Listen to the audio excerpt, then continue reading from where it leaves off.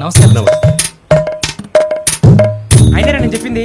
ఆహా, సాక్షాత్తు ఏడుకొండల వారిని నడిచేస్తున్నట్లుంది.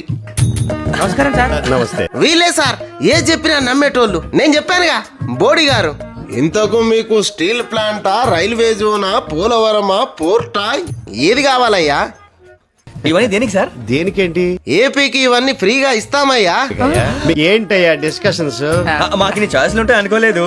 ఇంతకు మీకు స్పెషల్ స్టేటస్ కావాలా, ప్రత్యేక ప్యాకేజీ కావాలా? స్పెషల్ స్టేటస్ అడిగితే ఎట్లుంటది? ప్యాకేజీ పదం బాగుంది, అదే అడుగుదాం. ప్యాకేజ్ ఇవ్వండి సార్.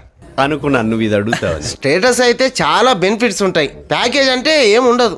తూచండి, మాకు స్టేటసే కావాలండి. సరే, స్పెషల్ స్టేటసే ఇస్తా. ఏడుకొండల వాడి సాక్షిగా చెప్తున్నా.